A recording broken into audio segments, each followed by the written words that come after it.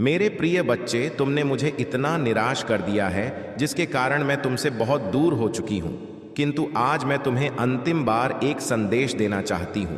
मित्रों, प्रत्येक मनुष्य को अपने कर्मों का फल अवश्य ही भोगना पड़ता है और अपने जीवन में जो जैसे कर्म करता है उसे मृत्यु के बाद उन्हीं कर्मों के अनुसार जन्म मिलता है।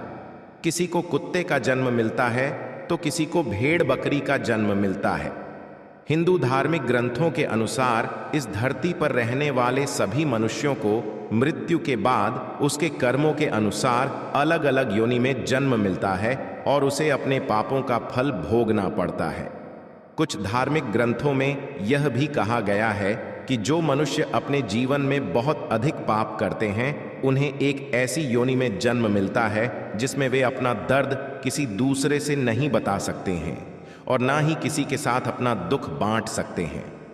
मित्रों, आज के इस वीडियो में हम आपको बताएंगे कि वह कौन से कार्य हैं जो मनुष्यों को अपने जीवन में नहीं करने चाहिए, नहीं तो उसे कुत्ते का जन्म मिलता है और पूरा जीवन इधर उधर भटकना पड़ता है। और भगवान शिव ने इसके बारे में क्या बताया है कि मनुष्यों के वह कौन से पाप हैं जिनके कारण प्रत्येक मनुष्य को अगले जन्म में कुत्ते का जन्म मिलता है। जानेंगे एक कथा के माध्यम से। इसीलिए मित्रों, चैनल को सब्सक्राइब नहीं किया है तो चैनल को सब्सक्राइब करके वीडियो को लाइक कर दें। मित्रों, एक समय की बात है जब देवी पार्वती भगवान महादेव जी से मिलने के लिए जाती हैं और भगवान महादेव जी से कहती हैं, प्रभु, आज जब मैं आपसे मिलने के लिए आ रही थी तो मैंने देखा कि एक कुत्ता भोजन की तलाश में इधर उधर भटक रहा था और वहीं पर एक मनुष्य भोजन कर रहा था। तभी वह कुत्ता उसके पास जाकर बैठ गया और कुत्ता सोच रहा था कि अभी यह मुझे भी रोटी खिलाएगा, किंतु उस मनुष्य ने अकेले ही भोजन कर लिया और उस कुत्ते को रोटी के एक टुकड़ा भी नहीं दिया। फिर कुत्ता भूखे पेट ही वहां से चला गया। और प्रभु, इसे देखकर मेरे मन में दो प्रश्न उठ रहे हैं और मैं चाहती हूं कि आप मेरे दोनों प्रश्नों के उत्तर देकर मुझे संतुष्ट करें। तो भगवान महादेव मुस्कुराते हुए बोले, हे देवी, तुम्हारे मन में जो भी प्रश्न हैं मुझे निश्चिंत होकर बताओ, मैं तुम्हारे प्रश्नों के उत्तर अवश्य ही दूंगा। तो देवी पार्वती बोली, प्रभु, मेरा पहला प्रश्न यह है कि किस पाप के कारण मनुष्यों को कुत्ते का जन्म मिलता है और वह कौन से कार्य हैं जो मनुष्य को अपने जीवन में कभी नहीं करने चाहिए, नहीं तो उसे कुत्ते का जन्म मिलता है। और मेरा दूसरा प्रश्न यह है कि कुत्ते को रोटी खिलाने से हमें कौन सा पुण्य मिलता है।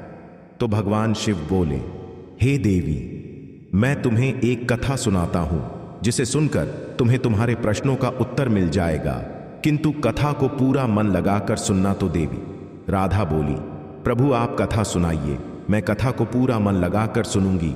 तो कथा को सुनाते हुए भगवान महादेव ने कहा, एक समय की बात है जब भगवान श्री नारायण सभा लगाकर अपनी सभा में बैठे हुए थे, तभी उन्हें एक कुत्ते की रोने की आवाज सुनाई देती है। तो वह सभा में मौजूद द्वारपाल से उस कुत्ते को वहां से भगाने के लिए कहते हैं। तो द्वारपाल कुत्ते के पास जाता है और उसे वहां से भगा देता है। और फिर अगले दिन जब भगवान श्री नारायण फिर से सभा में बैठे होते हैं, तभी वह कुत्ता फिर से वहीं पर आकर बैठ जाता है। और जैसे ही भगवान श्री विष्णु सभा में कुछ कहना प्रारंभ करते हैं, फिर से वह कुत्ता जोर जोर से रोने लगता है। और इस बार भी द्वारपाल कुत्ते के पास जाता है और उसे वहां से भगा देता है। फिर तीसरे दिन जब प्रभु श्री विष्णु सभा में बैठे थे, तो फिर से वह कुत्ता आया और उसी स्थान पर बैठकर जोर जोर से रोने लगा। तो भगवान श्री विष्णु ने मन में सोचा, यह कुत्ता मेरे दरबार में रोज रोज आकर रोने क्यों लगता है, जबकि इसे तो कोई मारता भी नहीं है, फिर यह रोज मेरे ही दरबार में आकर क्यों रोता है। फिर इतना सोचकर भगवान श्री विष्णु ने द्वारपाल से कहा, उस कुत्ते को मेरे दरबार में लेकर आओ। तो द्वारपाल उस कुत्ते के पास जाते हैं और उससे कहते हैं, हे स्वान, तुम रोज यहां पर ही आकर क्यों रोते हो, और चलो प्रभु श्री विष्णु ने तुमको अपने दरबार में बुलाया है। तो कुत्ता बोला, हे मुनिवर, मैं एक कुत्ता हूं और कुत्तों का मंदिर, राजभवन तथा रसोई घर और गौशाला जैसे पवित्र स्थानों पर जाना मना है। मुझे अपवित्र माना जाता है, इसीलिए मैं प्रभु श्री नारायण के दरबार में नहीं जा सकता हूं। तुम प्रभु श्री नारायण से जाकर कह दो, यदि उन्हें मुझसे मिलना है तो वह यहां पर आ जाएं किंतु मैं वहां पर नहीं जा सकता।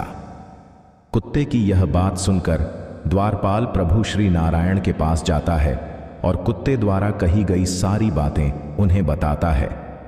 फिर भगवान श्री नारायण कुत्ते के पास आते हैं और कहते हैं, हे स्वान, तुम रोज मेरे दरबार में आकर क्यों रोते हो? क्या मेरे द्वारपाल ने आपको मारा है या फिर मुझसे कोई गलती हो गई है? तो कुत्ता बोला, नहीं प्रभु नहीं, आपसे कोई गलती हुई है ना, आपके द्वारपाल ने मुझे मारा है। तो भगवान नारायण ने कहा, फिर रोज तुम मेरे दरबार में आकर क्यों रोते हो? तो कुत्ता बोला, प्रभु, एक सन्यासी ने मुझे पत्थर से मारा है, जिसके कारण मेरा एक पैर टूट गया है और अब मुझसे सही से चला भी नहीं जाता है और मुझे बहुत पीड़ा भी हो रही है। इसीलिए प्रभु, मैं आपके दरबार में आकर रोता हूं। प्रभु, मैंने सुना है कि आप सबका न्याय करते हैं, तो प्रभु मेरा भी न्याय कीजिए और उस सन्यासी को सजा दीजिए। तो उस कुत्ते की यह बात सुनकर प्रभु श्री नारायण बहुत अधिक दुखी हुए और अपने सैनिकों से कहा, उस सन्यासी को मेरे दरबार में लेकर आओ, मैं उसे अवश्य ही सजा दूंगा। फिर सैनिक जाते हैं उस सन्यासी को। प्रभु, रास्ते से जब जा रहा था तभी यह कुत्ता मेरे पास आया और अपनी पूंछ हिलाने लगा, और जब मैंने इसे खाने के लिए कुछ नहीं दिया तो इसने मेरी भिक्षा का अन्न छू लिया था, जिसके कारण मैंने क्रोध में आकर पत्थर उठाकर इसको मार दिया और पत्थर बहुत अधिक बड़ा होने के कारण इसका पैर टूट गया। सन्यासी की यह बात सुनकर प्रभु श्री नारायण उस सन्यासी पर बहुत अधिक क्रोधित हुए और उन्होंने सन्यासी से कहा, यह कुत्ता एक अज्ञानी जीव है, इसने अपना पेट भरने के लिए ऐसा किया। इसे इतना ज्ञान नहीं है कि किसी का अन्न नहीं छूना चाहिए, इसीलिए इस कुत्ते ने ऐसा किया। किंतु आप तो एक सन्यासी हैं, आपके अंदर तो ज्ञान है कि किसी भी जीव को इस तरह से नहीं मरना चाहिए, फिर भी आपने इस जीव को मारा। इसीलिए अपराध इस कुत्ते ने नहीं, बल्कि अपराध तो आपने किया है। आप इतने बड़े ज्ञानी होते हुए भी इस कुत्ते को मारा है, इसीलिए अपराधी आपको ही माना जाएगा। फिर प्रभु श्री राम ने उस कुत्ते से कहा, यह सन्यासी तुम्हारा अपराधी है और अब तुम ही बताओ कि इस सन्यासी को क्या सजा दी जाए। तो कुत्ते ने कहा, प्रभु, इस सन्यासी को किसी नगर का राजा बना दीजिए। तो प्रभु श्री विष्णु ने कहा, ठीक है, इसे एक नगर का राजा बना दिया जाएगा। और फिर उस सन्यासी को सुंदर वस्त्र पहनाकर एक घोड़े पर बिठा दिया और उस सन्यासी को एक महल में ले गए और वहां के एक नगर का राजा बना दिया गया। फिर जब वह सन्यासी राजा बन गया तो बहुत अधिक खुश था और मन में सोचने लगा, वह कुत्ता सच में बिल्कुल पागल ही था। मैंने उसका पैर तोड़ दिया था और उसने मुझे सजा देने के बजाय मुझे इस नगर का राजा बना दिया। फिर यह बात किसी की समझ में नहीं आ रही थी कि उस कुत्ते ने सन्यासी को सजा देने के बजाय उसे नगर का राजा क्यों बना दिया। तो कुछ लोग इसी प्रश्न का उत्तर जानने के लिए प्रभु श्री राम के पास गए और प्रभु श्री राम से पूछने लगे, प्रभु, इस कुत्ते ने इस सन्यासी को सजा देने के बजाय महल का राजा क्यों बना दिया, जबकि उस सन्यासी ने तो कुत्ते का पैर तोड़ दिया था। तो इस कुत्ते को तो उस सन्यासी को सजा देनी थी। लोगों की यह बात सुनकर प्रभु श्री नारायण ने कहा, इस प्रश्न का उत्तर तो आप लोगों को वह कुत्ता ही दे सकता है कि आखिर उसने ऐसा क्यों किया। तब सभी लोग उस कुत्ते के पास गए और उस कुत्ते से पूछा, आपने ने उस सन्यासी के साथ ऐसा क्यों किया है? उसे सजा देने के बजाय उसे एक नगर का राजा बना दिया, जबकि उसने तो तुम्हारा एक पैर तोड़ा था। तो कुत्ता मुस्कुराते हुए बोला, तुम जानना चाहते हो कि मैंने उस सन्यासी को सजा देने के बजाय उसे एक नगर का राजा क्यों बना दिया? तो सुनो, मैं भी पिछले जन्म में एक नगर का राजा था और मैं गरीबों पर खूब अत्याचार करता था। मेरे नगर में जितने भी लोग थे सभी बहुत अधिक गरीब थे और वह दिन भर खेतों में मेहनत मजदूरी करके जो अन्न उगाते थे उसमें से आधा मैं ले लेता था, और जो भी मुझे अपने अन्न में से आधा हिस्सा नहीं देता था उसे मेरे सैनिक बहुत मारते पीटते थे और उनकी मेहनत का धन मैं हड़प लेता था। पिछले जन्म में मैंने बहुत सारे पाप किए थे, इसी कारण इस जन्म में मुझे कुत्ते का जन्म मिला है और अब मैं पिछले जन्म में किए गए पापों का फल भोग रहा हूँ।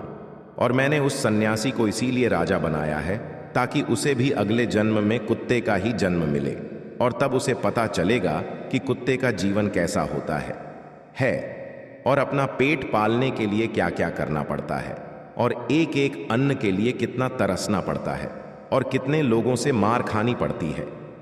फिर इस तरह उस कुत्ते की यह बात सुनकर सभी की समझ में आ गया था कि उस कुत्ते ने उस सन्यासी को राजा क्यों बनाया है।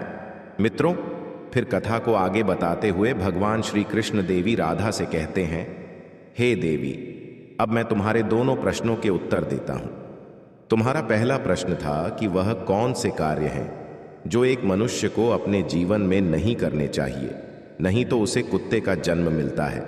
तो समझ लो, जो मनुष्य उस राजा की तरह अपने जीवन में बहुत अधिक पाप करते हैं, उन्हें कुत्ते का जन्म मिलता है। और तुम्हारा दूसरा प्रश्न था कि कुत्ते को रोटी खिलाने से हमें कौन सा पुण्य मिलता है।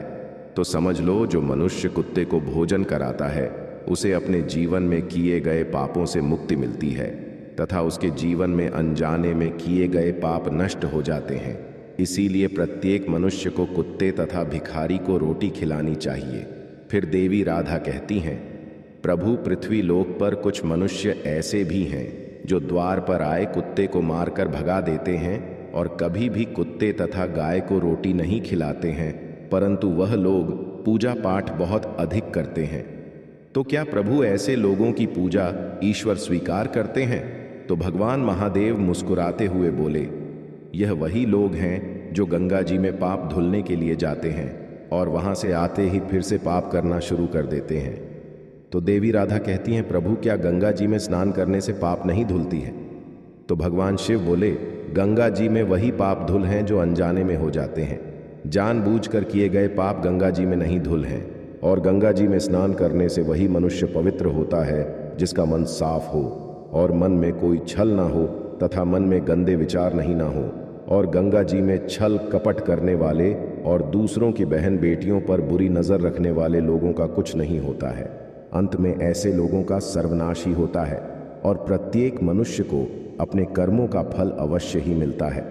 मित्रों, आपको यह कथा कैसी लगी, हमें कमेंट्स करके ज़रूर बताएं। तो बोलो हर हर महादेव, जय माता।